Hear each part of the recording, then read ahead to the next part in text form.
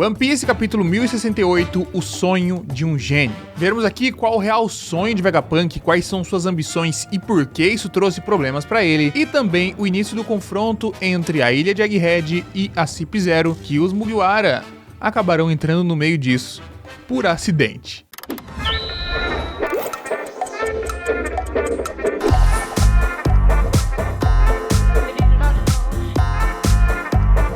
E assim, estamos no arco de Egghead em One Piece, o arco da tecnologia, o arco com o maior gênio de todos os tempos. O cara que acumulou conhecimentos, que fez com que seu crânio crescesse, sua cabeça crescesse, seu cérebro crescesse, ele armazenasse seu cérebro dentro de um galpão de tanta informação que tem lá dentro. Sabe por quê? Porque ele teve acesso a muitos tipos de informação. E meus senhores, que gancho é esse para começar agora o Momento Alura? Porque na Alura você tem acesso a todos os cursos.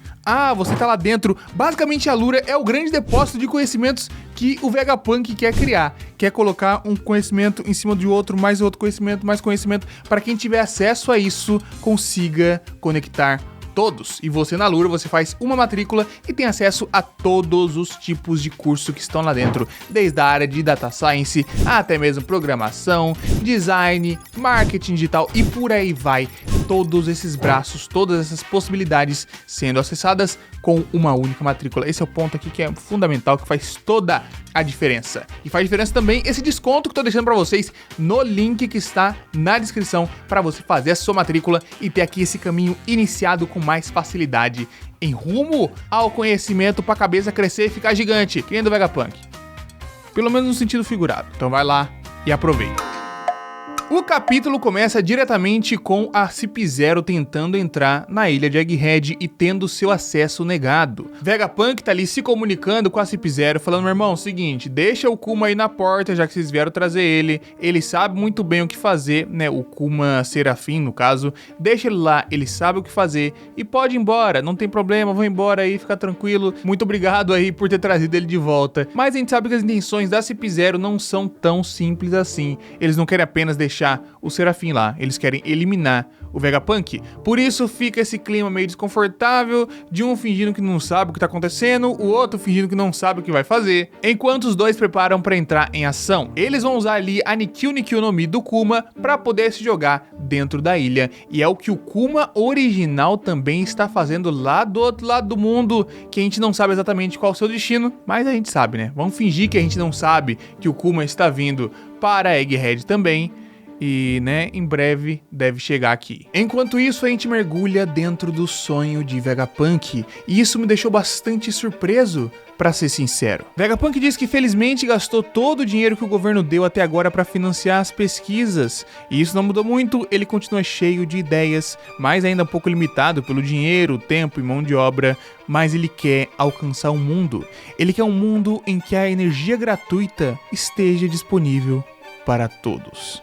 Quando eu vi isso nos spoilers que lançaram, eu achei meio limitado, né? Eu achei interessante a ideia, mas eu não tinha entendido o quão longe ela ia. Porque isso é muito complementado pelas frases que o próprio Jinbe traz pra gente na página seguinte. Jinbe diz que as nações geralmente travam guerras por conta dos recursos naturais necessários para gerar energia. E o Vegapunk complementa com: exatamente, as pessoas são muito estúpidas. Se elas somente abrissem seus olhos, a energia em todo o nosso entorno, o mundo está repleto dela. E se esse poder pudesse ser convertido para uma forma mais acessível, poderíamos extinguir uma das maiores centelhas de guerras do mundo. Estou certo de que a ciência fará isso possível um dia. Cara, o peso desse discurso é absurdo.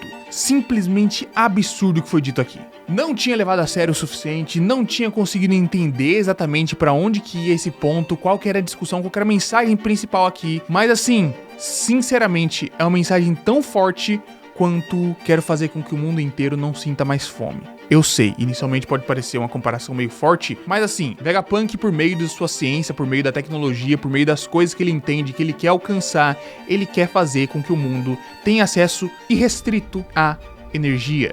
Tendo acesso ilimitado à energia, você consegue tanto estimular crescimento da ciência em qualquer ponto do planeta, crescimento dos rumos tecnológicos, crescimento da medicina, crescimento de todos os ramos que você possa imaginar, porque, né, a energia está ilimitada, e também, principalmente, combater um dos grandes males, que é a própria desigualdade. Se as pessoas inteiras do mundo têm energia, energia não é mais aquela coisa, um recurso escasso que pode ser vendível, que pode ser vendável, que pode ser capitalizado em cima para contribuir com a desigualdade. Afinal de contas, todo mundo tem. E a frase do Jinbe traz isso pro nosso pé de mundo real, porque assim, essa frase, por mais que seja bonita, ela não é vista amplamente como uma questão One Piece. Por ser um mundo com uma tecnologia um pouco diferente, a gente nunca entrou tanto nas questões fundamentais de produção de energia para aquele planeta. Não é uma discussão que a gente tá, né, habituado a ver nesses 1000 e tantos capítulos, mas é uma discussão extremamente real,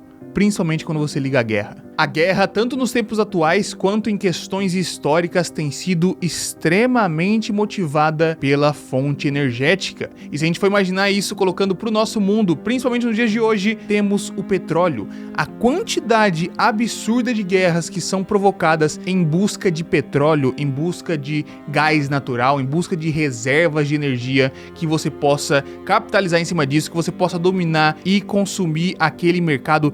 É assim, praticamente todas, quase todas as grandes guerras que a gente teve nos últimos 20, 30 anos, desde o final da Guerra Fria, foram motivadas especificamente por conta de combustíveis, por conta de energia. E você colocar isso dentro de One Piece, que sempre é uma obra que vai tratar uma coisa dentro do seu universo fictício, mas que existe na vida real, seu paralelo extremamente forte, fica rico. Então o Vegapunk, ele é aquele cara que quer gerar energia para que todo mundo tenha acesso a isso, não apenas naquele mundo.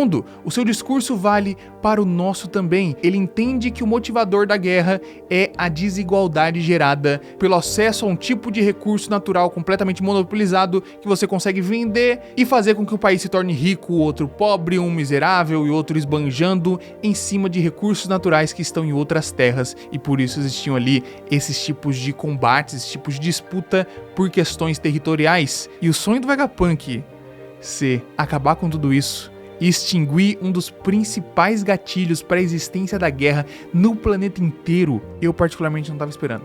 Tipo, eu sabia que ele era um cara que tinha objetivos nobres, mas eu não imaginava que iriam tão longe. Mas quanto mais o Vegapunk se aproximava da resposta da energia que era utilizada no século perdido, uma fonte inesgotável de energia, mais perigoso se tornava para ele. E por isso o governo mundial quer sua cabeça, afinal de contas ele descobriu mais do que deveria. E retomando a temática do seu próprio sonho, esse é um ponto interessante, porque o governo tá vendo que ele se aproximou da resposta de uma energia infinita, de uma energia que possa chegar a todos. E não é do interesse do governo que esse tipo de coisa exista. Não é do interesse de quem controla o mundo que as pessoas tenham qualquer tipo de igualdade. Compreende? É muito forte. Enquanto isso, Cip-Zero invadiu Egghead e estão ali caminhando para conseguir alcançar o Vegapunk. Ele pede para ativar o sistema com os serafins S-Hawk, S-Shark e S-Snake, que imagino ali que sejam, né, diretamente o próprio Mihawk, o Jinbe e a Boa Hancock. E todos eles estarão sendo controlados pelo Sentomaru, que tem um tempo que a gente não vê, mas eu tô curioso para ver qual vai ser a ligação dele com essa história, qual vai ser o lado dele em tudo isso. E o restante do capítulo se passa com aquela equipe avançando dentro da ilha e desviando dos obstáculos criados por Vegapunk. A Stussy parece que já conhece aquilo ali, ela comenta que já tá ali com nostalgia, já viu aquilo há muito tempo, então ela conhece as estruturas da ilha e pode conhecer bastante do Vegapunk. A gente não sabe muito ali quais serão as extensões quanto a esse conhecimento que ela tem do personagem, o que ela sabe, o que ela, né, pesquisou, ou o que ela viveu ali dentro, que pode ser um tempo, né, um tema aqui interessante, talvez. Mas no finalzinho de tudo, Rob Lucci usa sua fruta, acaba ali com a Atlas e acaba encontrando também Luffy. Ele olha pro Luffy e exclama, chapéu de palha, enquanto Luffy olha de volta pra ele e pergunta, cara do pombo? E, bom, aqui a gente tem um encontro fatídico entre Luffy e Lute. Que assim, eu tinha minhas dúvidas quanto à questão, né? A gente tá sempre discutindo aqui sobre o nível de poder. Será que o Lute vai lutar contra o Luffy de igual pra igual, não sei o que. Mas tem uma coisa aqui que me chama muita atenção nesse capítulo, que já me faz botar as expectativas mais pra baixo. Lute está utilizando a sua fruta pra dar um murro ali no Atlas e tal, né? Na Atlas, no robô Atlas, e conseguiu destruir. Mas assim, ele já está utilizando a fruta. Já tá transformado na forma forte dele, naquela forma que a gente viu que ele bateu no Luffy. Então assim, por conta disso aqui, especificamente por conta disso, eu acho que eu vou apostar naquela minha hipótese dos vídeos anteriores, né? Que seria o Luffy continuar a sua jornada pra alcançar o Vegapunk, pra salvar o Vegapunk dali, enquanto quem fica pra lutar contra o Lute seja o próprio Jinbe. Sinceramente, porque o Jinbe tá ali junto com o Luffy, tá ele, o Chopper, etc.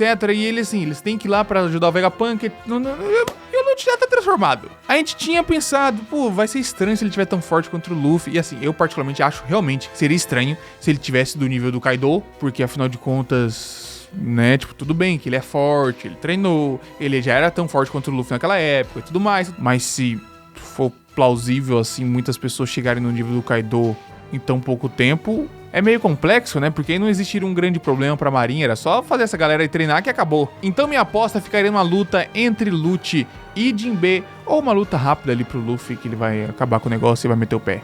Não vai ser nenhuma grande dificuldade, talvez, mas a gente não faz ideia de onde que isso aqui pode parar. Na verdade, nenhuma dessas lutas pode acontecer, pode ser simplesmente que os serafins cheguem antes, né? Os 3 serafins que estão ali pra lutar podem chegar antes e já dar jeito nessa situação. O Kuma tá vindo também, pode ser uma zona desgraçada. Qualquer coisa pode acontecer, mas que eu gostaria de ver o Jinbe contra o Lute, acho que seria interessante. E eu acho, particularmente, imaginando assim, escala de poder, eu imaginaria que estaria por ali. Não seria uma coisa...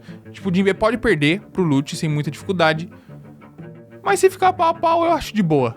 O nível de poder de boa, porque o Jinbão é forte. O Jinbão é forte. E deixa nos comentários quais as suas expectativas pro próximo capítulo, o que vocês acham que vai acontecer e quem que vai levar melhor nessa luta. Já pensou? O Lute chega do nada e já arregaça o Luffy, já acaba com tudo e aí vai pra tudo pro caralho? Acho que não.